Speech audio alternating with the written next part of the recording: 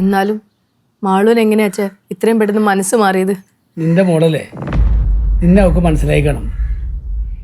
എല്ലാവരും കൂടി ഓരോന്ന് പറഞ്ഞ് കൊച്ചു കൊച്ചല്ലേ, കൺഫ്യൂസ് ആയതാ. അവൾ എന്നോട് സംസാരിച്ചപ്പോഴാ എൻ്റെ ശ്വാസം ഒന്ന് നേരെ വീണത്. അവൾ എന്നെ മനസ്സിലാക്കാതിരുന്നപ്പോൾ ഞാൻ എന്തൊക്കെയോ ചിന്തിച്ചു കൂട്ടി.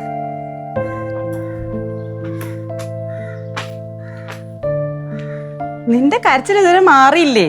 സങ്കടം കൊണ്ടല്ലേ ചേച്ചി, സന്തോഷം കൊണ്ടാ. സന്തോഷം വന്നാലും സങ്കടം വന്നാലും നീ കരയോ?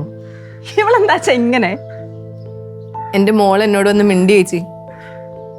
അവൾ ഞാൻ ഉണ്ടാക്കിക്കൊടുത്ത ഭക്ഷണം കഴിച്ചിട്ടാ സ്കൂളിൽ പോയത്. എന്നെ വന്ന് കെട്ടിപ്പിടിച്ച് സോറിയൊക്കെ പറഞ്ഞു. നല്ല കാര്യമാണല്ലോ.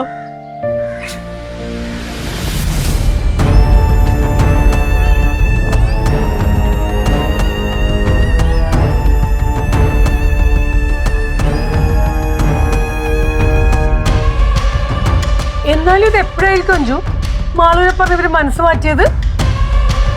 ഒരു പിടിയുമില്ല അമ്മ. നമ്മൾ ഉറങ്ങിയതിന് ശേഷം ആവാനാണ് സാധ്യത. അച്ഛനെ മോളെ സമ്മതിക്കണം. ഒറ്റ രാത്രി കൊണ്ടല്ലേ ആ കൊച്ചിനെ പറഞ്ഞ് തിരിച്ചു കളഞ്ഞത്. അതൊന്നും സാരമില്ലമ്മ. കുറച്ചു നാള് മുന്നായിരുന്നെങ്കിലേ കൊച്ചു കൂടേണ്ടെന്നും പറഞ്ഞ് ഈ വീട് തന്നെ തിരിച്ചു വെച്ചനെ.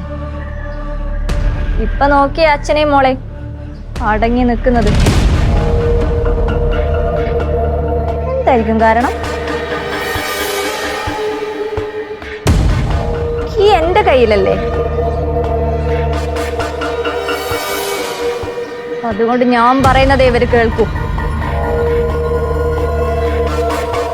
അതിന്റെ കാരണവും ഇവള് പറയുന്നില്ലല്ലോ. എന്തായാലും കീ നിന്റെ കയ്യിൽ തന്നെ ഇരിക്കട്ടെ.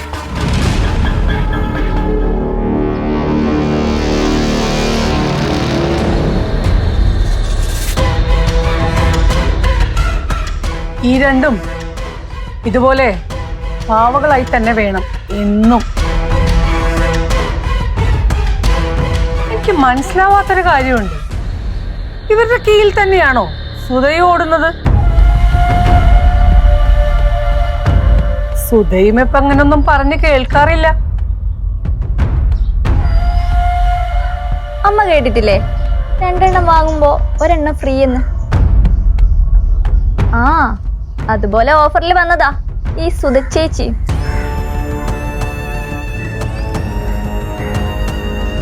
ഏട്ടത്തിയുടെ പ്രശ്നം സുധ ചേച്ചിയുടെ കൂടെ പ്രശ്നമാണല്ലോ. ഓ, അപ്പൊ ഇവര് നമുക്ക് മനസ്സിലാവാത്ത ഏതോ ആത്മീയ ബന്ധത്തിലുള്ളവരാണോ?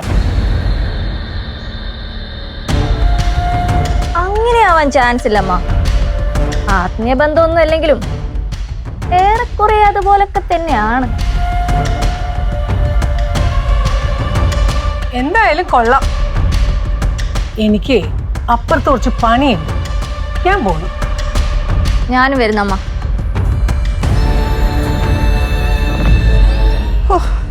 ഇതൊക്കെ എന്തോ നൈറ്റം. ഈ ജന്മത്തെ ഇതുങ്ങൾ നന്നാവത്തില്ല.